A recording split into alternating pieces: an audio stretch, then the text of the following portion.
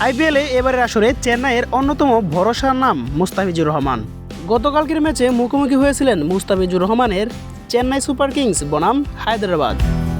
এ ম্যাচে দুর্দান্ত এক বোলিং নৈপুণ্য দেখালেন মুস্তাফিজুর রহমান। প্রথম ওভারে দিয়েছিলেন 8 রান, দ্বিতীয় ওভারে দিলেন 5 রান, তবে উইকেট শূন্য ছিলেন মুস্তাফিজ।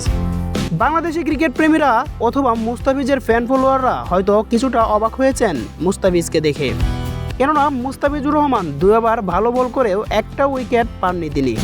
কিন্তু মুস্তাফিজের পুরো ম্যাচের উইকেট খরাটা যেন কাটাতে পারলেন তৃতীয় ওভারে, অর্থাৎ 19তম ওভারে দুর্দান্ত এক বোলিং করেন মুস্তাফিজ। চেন্নাইয়ের জয়ের জন্য প্রয়োজন আর মাত্র 2টি উইকেট। তখন MS ধোনি ভরসা করলেন মুস্তাফিজের উপর। মুস্তাফিজও বোলিং এসে আস্থার প্রতিদান দিলেন, তুলে নিলেন 2টি উইকেট, অর্থাৎ অল আউট হয়ে গেল সানরাইজার্স হায়দ্রাবাদ। উঠতে থাকা সানরাইজার্স হায়দ্রাবাদকে মাটিতে নামালেন চেন্নাই সুপার কিংস। দাদাগিরি কেবল দাদাদেরই তো শোভা পায়। 267 এবং 277 বড় বড় স্কোর করা সানরাইজার্স হায়দ্রাবাদ হেরে গেলেন মাস্টারমাইন্ড মহেন্দ্র সিং ধোনির কাছে।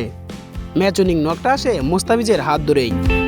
দর্শক, মুস্তাফিজের বোলিং আপনার কাছে কেমন লেগেছে তা অবশ্যই কমেন্ট করে জানিয়ে দিন। আপনি যদি আমাদের চ্যানেল নতুন হয়ে থাকেন তাহলে চ্যানেলটি সাবস্ক্রাইব করে পাশে থাকুন।